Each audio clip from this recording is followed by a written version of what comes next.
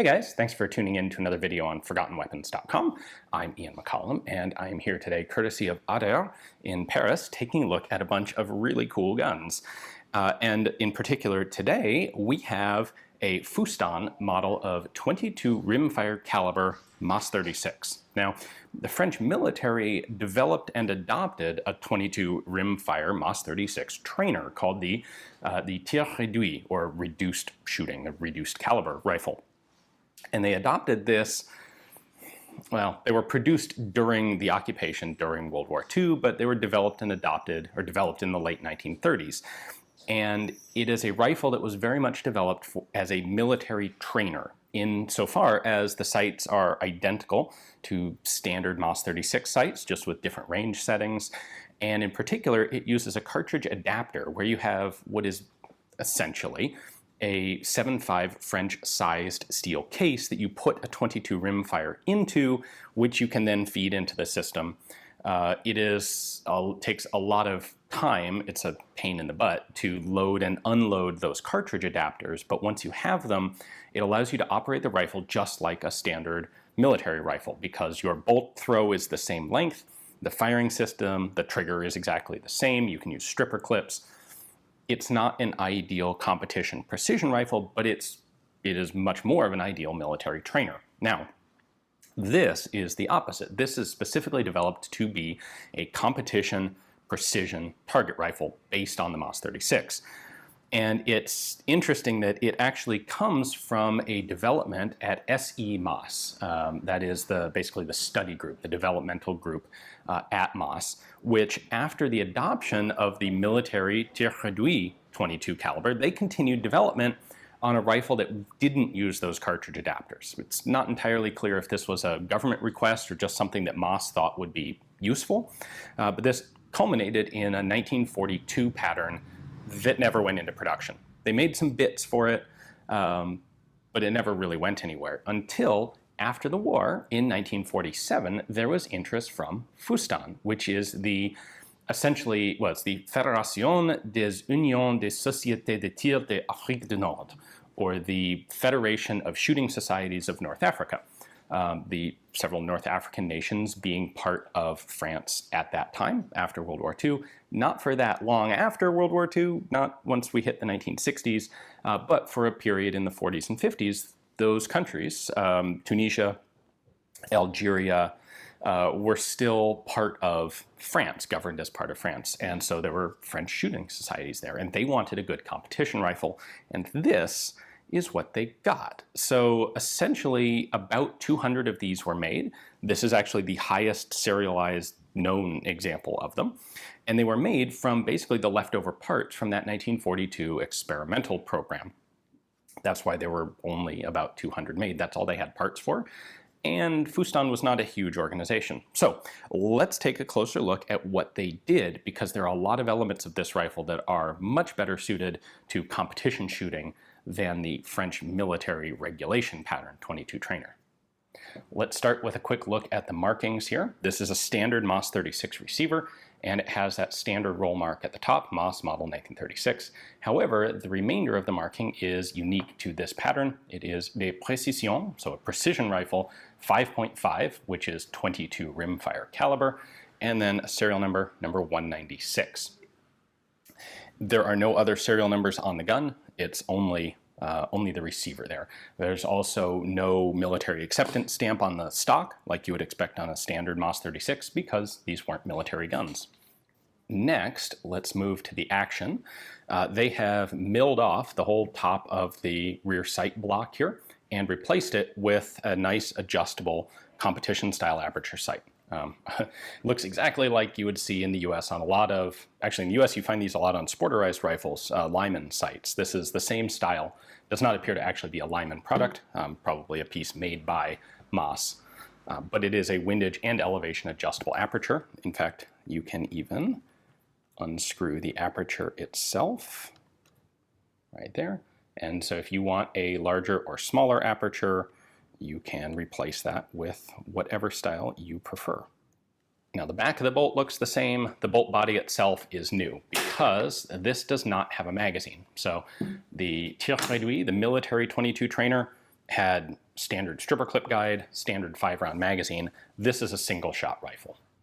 Now it does have a full-length bolt throw to it because they used a standard receiver, but if we look at the chamber area, you can see there is room for just one cartridge in there.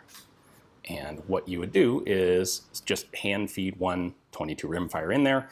When you open the bolt, at the end of travel, the bolt is going to pull this sort of half-moon extractor back. That pulls the cartridge out. There is no ejector. From this point, you just reach in, grab the empty case, and toss it out. So open the bolt, and when you pull it back right there, it's going to hit the extractor, pop the empty shell out. In order to take the bolt out, it's actually pretty simple. You take the back end of the extractor here, it's spring-loaded, and you just push it down, and then the bolt comes sliding out the back. And we can disassemble this just like a regular MAS-36. We've got our firing pin spring, bolt plug. The MAS-36 firing pin had an actual firing pin here at the front. They have milled that off, and instead there is a 2-prong rimfire firing pin sitting inside there. I think it is retained. It doesn't want to come out, and I'm not going to try and force it out. But you have essentially two rimfire firing pins for better reliability to make sure that every cartridge goes off. This bolt retains the original locking lugs of the full-size MAS-36. So even though it's rimfire, it's got two big old locking lugs there. Unnecessary, but it's a simpler way to convert the gun. And with that in mind, the magazine is fixed in place. It doesn't come out because there's nothing down in there.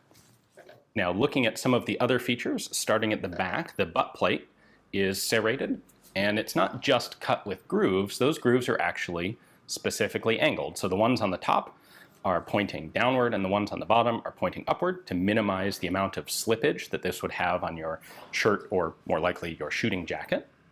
The bottom of the trigger guard is also serrated, so that if you're holding the gun pointing straight upward, sort of in a resting posture, you have a little bit of surface there to get a grip on it. There is a standard sling here. Now the sling itself is slightly narrower than a MAS-36 sling, but that's kind of irrelevant. The sling bar on the back of the stock is the same as the military rifle. The trigger is actually adjustable. This is a pattern that wasn't on the original MAS-36, but was on some of MAS's later developmental work that never went into production. And it allows this thing to have a fantastically light and crisp trigger to it. One of the problems with the trainer, the Tir Réduit, is that it's got a standard MAS-36 trigger, which frankly isn't all that fantastic. In my opinion, even the FRF1 trigger leaves something to be desired. This, with its adjustability, there are a couple of adjustment screws up inside the stock, allows you to have, it's 2-stage, barely. There's our take-up, and then at the second stage, it is ounces of pressure to my finger, and very, very crisp to let the trigger break. So a fantastic competition style trigger. This is the sort of rifle you would use at, say, a 50-meter 3-position competition. Moving forward, we have a barrel band that is slightly different than a standard MAS-36 because there is no sling attachment on the side. It only has a sling attachment on the bottom here. This is sort of like the CR39 folding stock rifles in that way, but it's not an interchangeable part. And then we have a bit of variation out here at the muzzle compared to a standard MAS-36. The nose cap is the same, but the stacking rod has been left off because you, of course, don't need that for a competition rifle. The barrel is significantly heavier in profile than a standard MAS-36. The front sight is a bit different as well. It is still a rather thick front blade, but you'll notice it's tapered from rear to front so that you get a nice, crisp, clean sight picture with it. And then the windage adjustment is this screw right here, which allows you to pull the front sight in or push it away from this side of what is essentially a pressed-on front sight ring. So the rear sight's great. The front sight, to me, is acceptable. It works. Probably maybe not the best way to do this. And then in place of a bayonet, we have this rather large tube with a threaded cap in the end. This tube is hollow, and it's there so that if you want to balance the rifle more to the front, you can put weight in here, typically in the form of lead shot. Again, that's a competition rifle thing. You want to get the balance exactly to your preference. This is how you can do it. The Tir Réduit, of course, has a bayonet because you need that for duplicating the functions of the military rifle. All of these rifles were made in one fairly quick batch in approximately 1947. And then what's really cool is shooters from FUSTAN in 48, 49, and 1950 won the French, essentially junior league 50 meter rifle competition. This wasn't a North African competition. This was a competition for all of France. And these rifles were used to win it 3 years in a row. So the changes that the effort that they put in to make this into a good competition rifle clearly paid off. And just from handling it, it's pretty obvious that this actually would make a very nice target rifle, especially compared to the military Tir Réduit. So, with only 200 made, they are really quite scarce today, especially given that they went to North Africa and most of them didn't come back to mainland France ever. There are only a handful of them still around. So very cool. Big thanks to Ada for giving me the opportunity to take a look at this one and bring it to you guys. Hopefully you enjoyed the video. Thanks for watching.